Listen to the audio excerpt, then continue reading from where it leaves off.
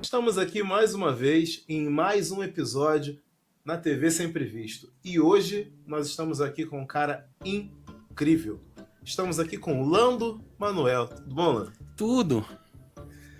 Lando, deixa eu te fazer uma pergunta aqui para as pessoas começarem a entender um pouco mais quem é esse cara, o que faz, né? A gente tem tinha um jornal aqui no Brasil, a gente tinha um jornal que ele fazia assim, ele apresentava e ele fazia o que é, o que faz, de onde veio, tinha umas perguntinhas assim, né? Sim. E o motivo de eu estar falando aqui no Brasil é que esse cara aqui não é oriundo do Brasil.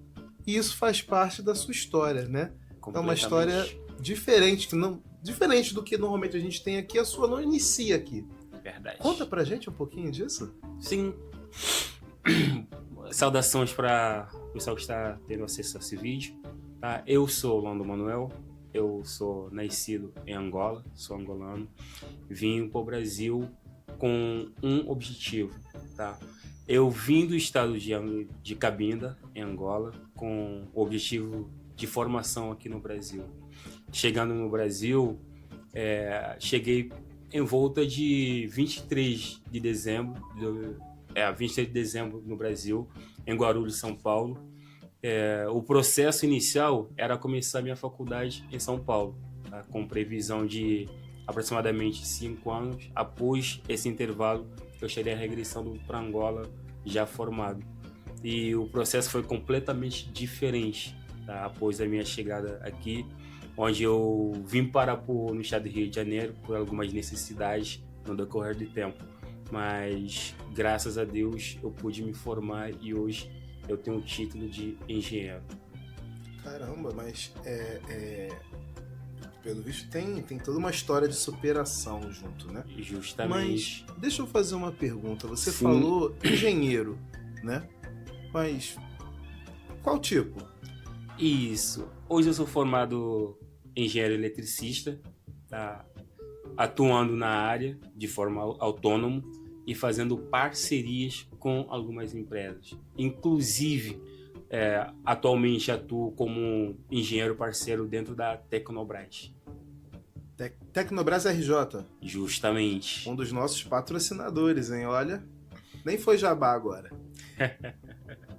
Então, deixa eu te fazer uma pergunta. Você falou que teve algumas situações que te trouxeram até o Rio de Janeiro e isso mudou alguma das circunstâncias que você tinha, né, dentro do seu projeto inicial, né? Uhum. Mas o que aconteceu, assim? É algo que dá pra gente estar trabalhando? Sim. O que acontece? Nós, em Angola, geralmente, enquanto criança, adolescente, os nossos pais tendem a fazer um certo propósito para conosco, que é, após a sua formação em ensino fundamental, eu estarei patrocinando a sua formação no exterior. E isso aconteceu comigo enquanto adolescente. Eu fui alimentando isso no percurso da minha formação fundamental até finalizar o ensino médio.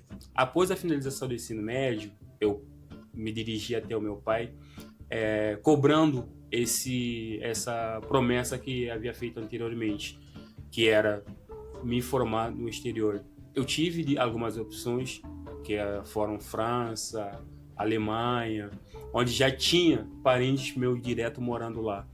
E durante essa busca de país para eu estar me formando, eu acabei fazendo contato com um amigo meu que na altura estava se formando no Brasil, fazendo teologia. Eu busquei algumas informações pertinentes ao custo. Isso, busquei algumas informações pertinentes ao custo de vida, valor da faculdade, a estadia. E o valor que ele apresentou para mim foram valores convincentes. E eu acreditei na altura que se sustentaria o financiamento pelo meu pai. Para você ter vindo parar no Rio de Janeiro, eu já sei que ele te enganou. Custo de vida Rio de Janeiro não tá batendo. Então, na verdade, a gente tá falando nos anos 2013. Acredito que ali as coisas não eram ainda tão apertadas assim. Caramba, você tá aqui há bastante tempo. Já tem uma média de 10 anos no Brasil. Tá? E após eu conversar com meu pai, ele trabalhou junto, fizemos um processo de arrumar toda a documentação necessária. Eu praticamente fiz o processo todo sozinho, claro, com o auxílio dele financeiramente falando. Legal. E eu vim pro Brasil. Cheguei em São Paulo, comecei a minha faculdade de engenharia em São Paulo, na faculdade da Unip.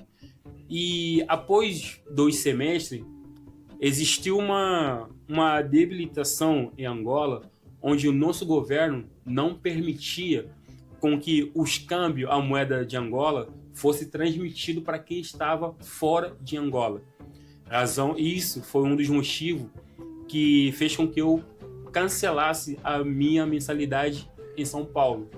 Que eu comecei a faculdade, precisava pagar as contas, precisava pagar toda Mas teve algum motivo para isso? Sim, porque o governo alegou que as moedas internas estavam a enfraquecer a economia. Então, a razão pela qual ele entendeu que se fechasse a saída da moeda dentro do país, poderia melhorar a situação interna no país. Ou seja, quem é angolano estivesse fora naquele exato momento, ele automaticamente foi esquecido pelo nosso governo para poder auxiliar os que estavam dentro de Angola internamente. Eles priorizaram, né? Praticamente isso. Priorizaram os internos e acabaram esquecendo os externos. Mas vamos lá. Funcionou? Para mim, não funcionou. Não funcionou, né? Não funcionou porque hoje Angola vive ainda uma situação meio complicada financeiramente falando. Tá? Porém, voltando mais ou menos no que eu estava contando anteriormente, eu fui obrigado a cancelar a trancar minha mensalidade na faculdade. E na altura eu fazia muito uma trajetória entre Rio de Janeiro e São Paulo. De fazer essa trajetória que eu fazia, eu conheci um advogado aqui no Rio de Janeiro que tinha um projeto social onde ele trabalhava, trabalhava jovens moradores de comunidade, jovens pretos, pobres. Mas você veio por meio desse projeto social? Então, a minha vinda para Rio de Janeiro, antes de eu conhecer ele, não era tendenciado a isso. Sim. Eu vinha porque morava um amigo meu aqui no Rio de Janeiro.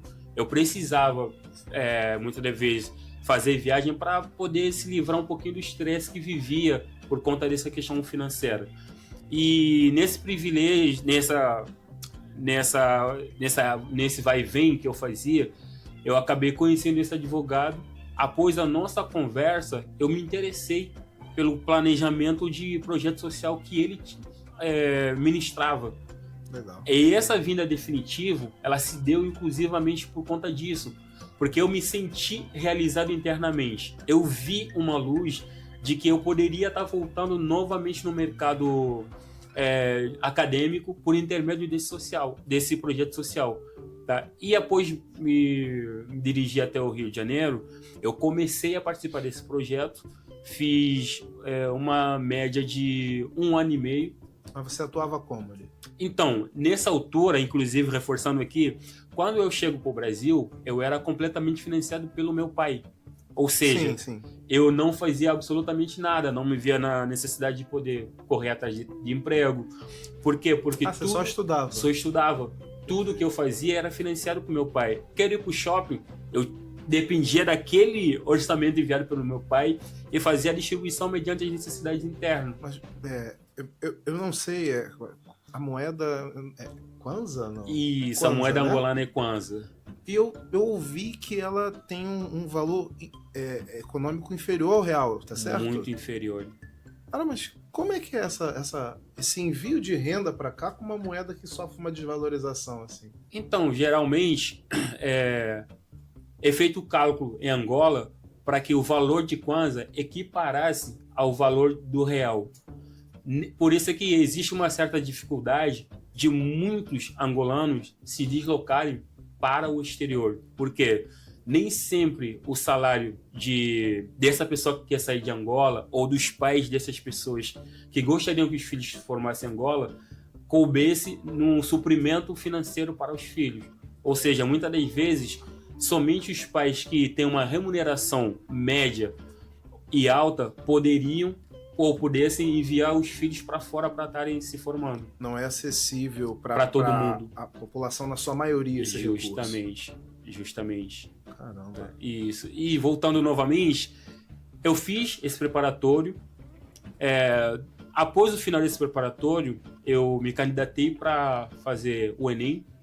Eu fiz a prova do Enem. Isso já aqui? Aqui no Brasil, no Perfeito. Rio de Janeiro, mediante esse projeto social que eu participava. Ah, tu foi pro Enem pelo projeto que Pelo você... projeto. Isso. Na verdade, o projeto serviu como um meio preparatório para eu poder me sentir capacitado e habilitado para fazer a prova do Enem. legal. Ou seja, por intermédio do projeto social, eu pude ter muito conhecimento, ou seja, tive um preparatório adequado para fazer o Enem. Porque o ensino deve divergir um pouco em alguns pontos, né? Lá e aqui. Muito.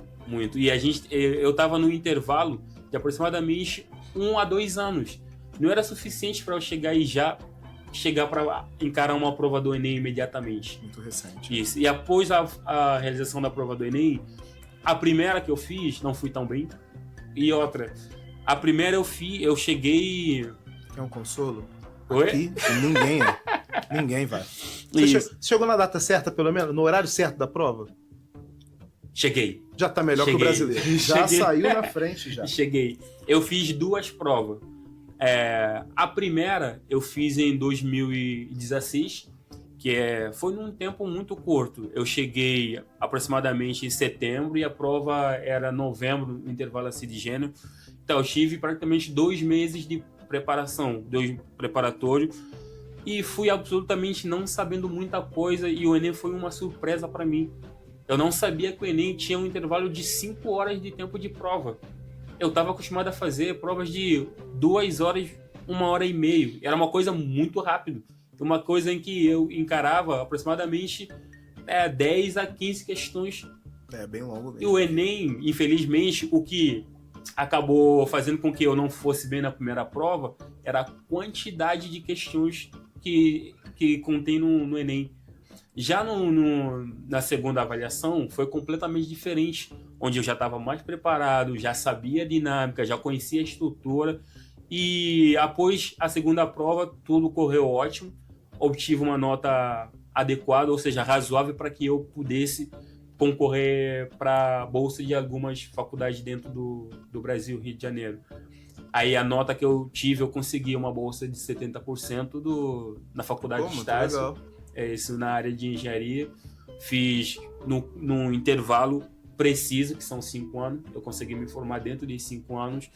E não só foi a questão de alcançar a vaga da faculdade, a bolsa. Nesse intervalo, eu pude também ter a capacitação para poder ter uma vaga de emprego. E justamente eu consegui uma vaga na área de engenharia, na área de elétrica. Sabe como é que começou? Como é que foi essa oportunidade, essa trajetória? Eu tava curioso aqui. Se você não fala agora, eu já tava perguntando. Eu vou te contar. Na altura, uma amiga minha chegou até a mim e disse que tinha uma vaga de emprego disponibilizado no Norte Shopping, na área de serviços gerais. No caso... Aqui pertinho da gente. Pertinho, aqui do lado. A vaga era para trabalhar no setor de limpeza. Na altura, como eu estava passando por uma situação financeira apertada... Isso já formado? Não, isso é no começo. Aprovado? Isso. Eu já estava aprovado na faculdade, porém eu precisava suprir os 30% que faltavam. Precisava de alguma remuneração. Não, e nesse momento também suprir os seus custos pessoais, né? Porque Justamente. devido a essa relação com o governo, você ficou desamparado aqui. Justamente. Eu tinha que me reinventar dentro do Brasil para que pudesse ter uma remuneração financeira. Tá? E eu fui em busca dessa oportunidade para trabalhar na área de serviços gerais. Posto-me no local, a supervisora do setor pediu o currículo, eu fiz a entrega do currículo, ela fez uma leitura rapidamente, ela questionou-me: aqui no seu currículo você tem formação de eletricidade, o que te leva para querer trabalhar de serviços gerais? Você para eu entender aqui, até para todos nós entendemos melhor, né? Sim. Você estava fazendo... Você te aprovou para fazer engenharia elétrica, mas você já era eletricista. Sim.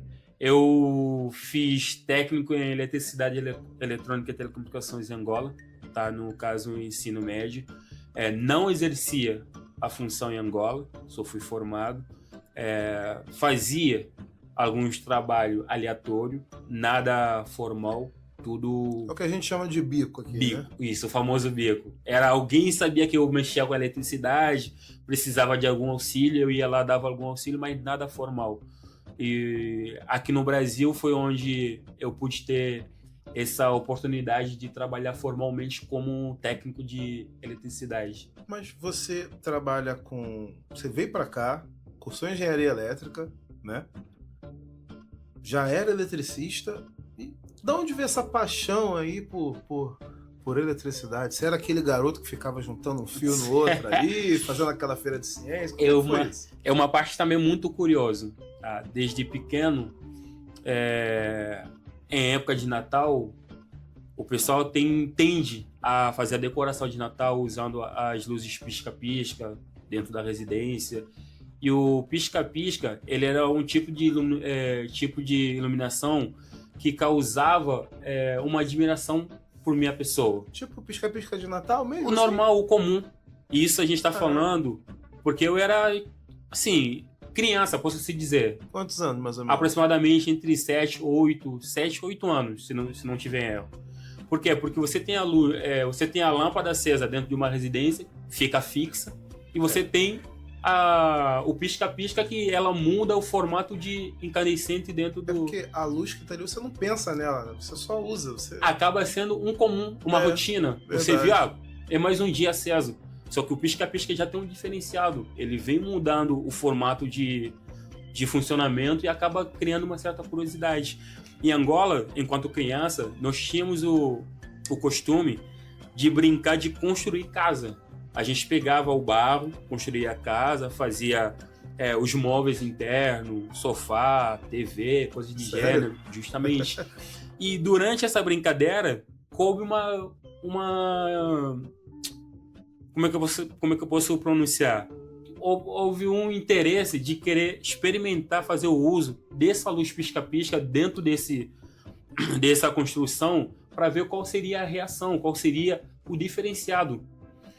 Eu acabei pegando a luz pisca-pisca, peguei a bateria, no caso pilha, juntei ela acendeu. O que eu fiz?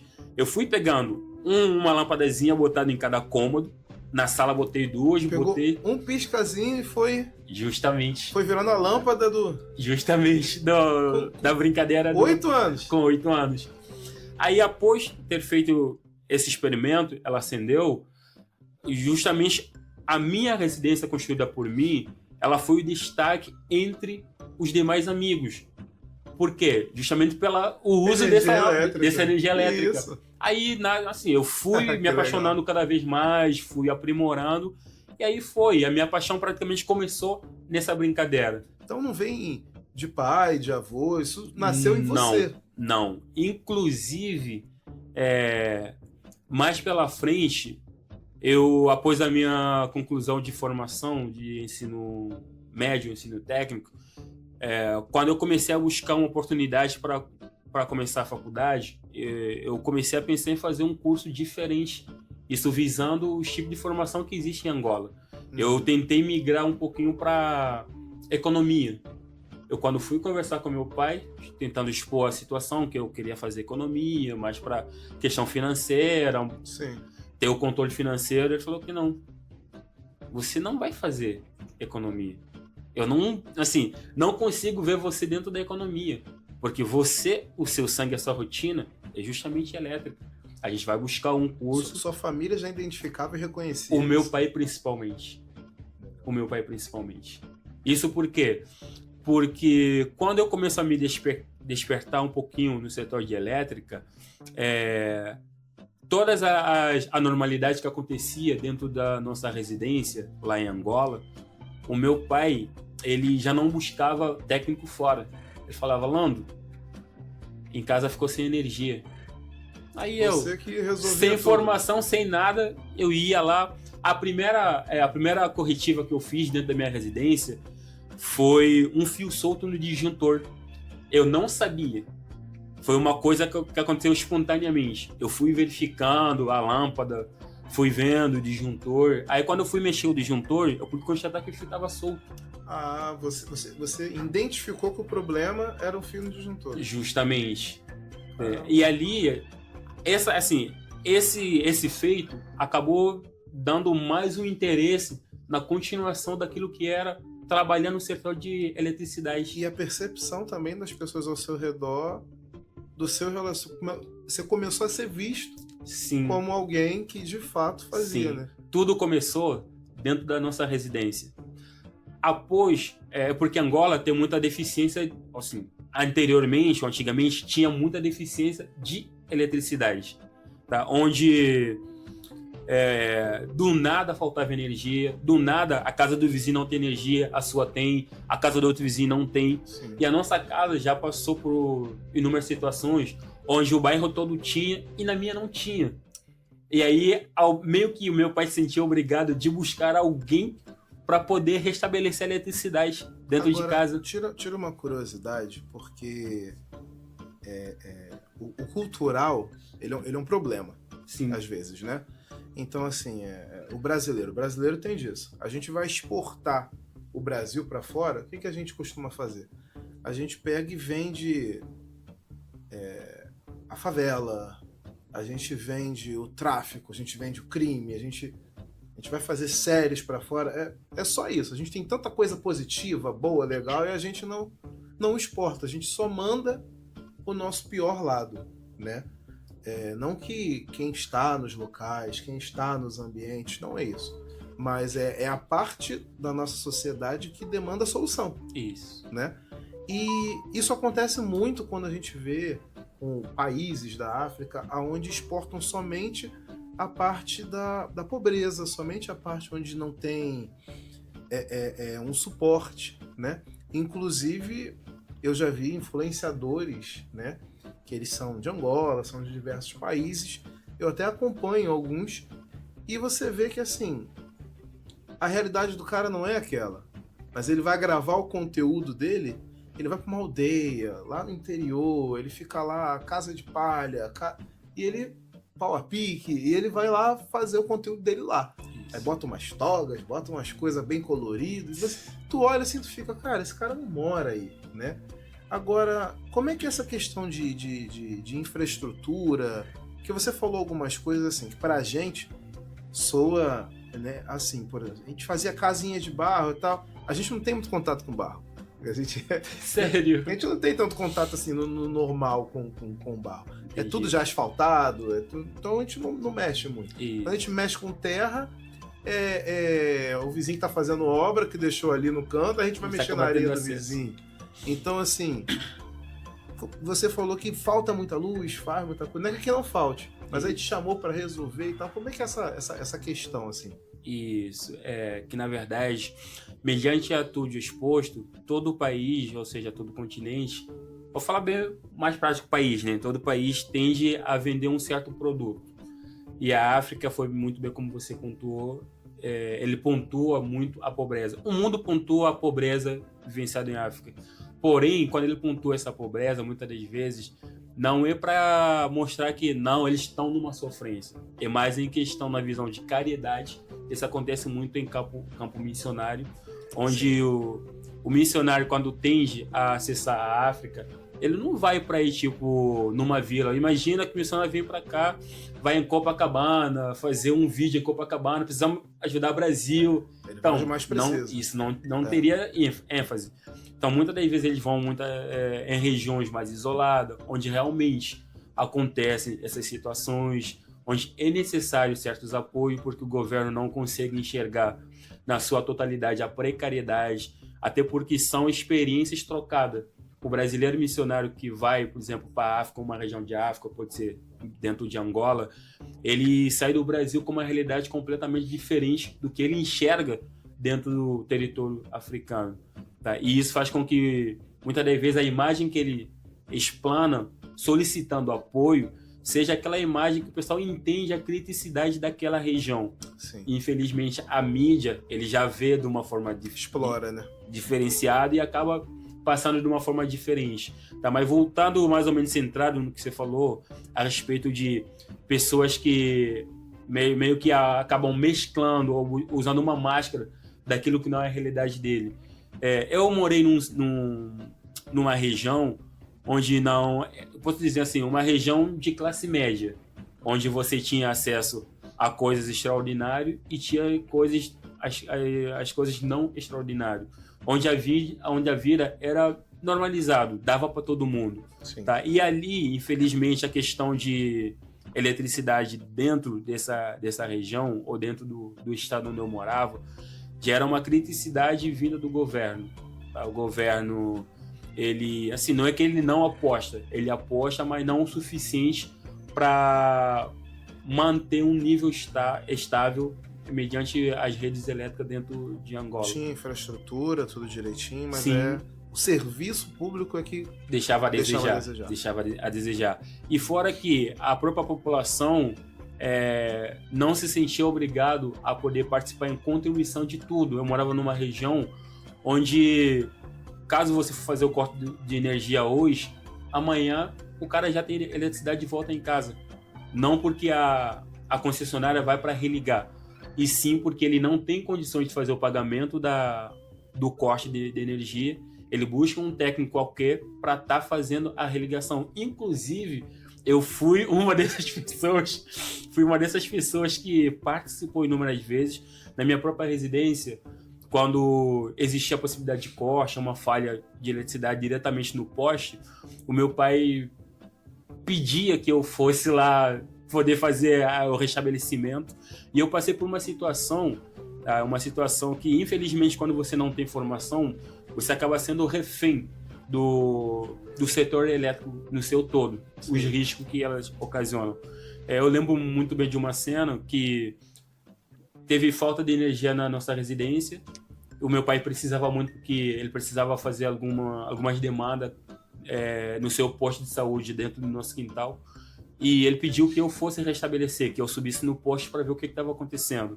Eu subi no poste, fui com os materiais necessários, constatei que estava chegando tensão, porém, a nossa casa não estava sendo alimentada. Aí, nessa de eu mexer, eu não me atentei com os fios identificados fase e o neutro. Eu tentei desencapar um dos fios, eu peguei esse fio e botei diretamente na boca, e sendo que era o fio fase. Eu tomei um choque. No mínimo. No mínimo. Mas isso tudo é por conta de despreparo. Eu não tinha... Não, mas peraí, não acaba assim na história. Tomou um choque e... Eu tomei um choque. Nada. Graças a Deus não aconteceu o pior. Não caí, porque eu estava numa extensão de telhado onde eu recuei para trás, mas tinha espaço onde não permitiu a queda. Porém, o outro lado do telhado, eu poderia escapar e cair para a terra. E era uma distância aproximadamente de 3 a 4 metros de altura, justamente. Mas tudo isso ocorreu porque foi a falta de preparo, falta de formação, falta de orientações. Período você ainda não tinha essa nem formação. Tinha feito isso, nem tinha feito o técnico ainda de eletricidade. Caramba, você são várias experiências e todo um ecossistema que veio conspirando para você silenciosamente ali, que veio te impulsionando para a realidade. Deve ter sido uma surpresa, né? Chegar no Brasil e perceber que aqui ninguém liga no poste, né? Aqui no Brasil a gente não faz essas coisas aqui não. Mentira, aqui não tem não. Isso é pura especulação. Agora, depois de todo esse processo, você chegou na faculdade, você passou o processo, chegamos no momento da sua empresa e você começou ali nos serviços gerais e tal. Quando você conclui esse período, você esteve ali até o final da sua formação ou você transitou ali antes? Porque eu quero entender como é que esse cara com essa história, essa trajetória toda, termina sendo um referencial dentro da parte de engenharia elétrica. Irmão, a gente está falando do cara que fez a casinha de barro com pisca-pisca, aquele garoto ali apaixonado ali, e termina no referencial e acaba na empresa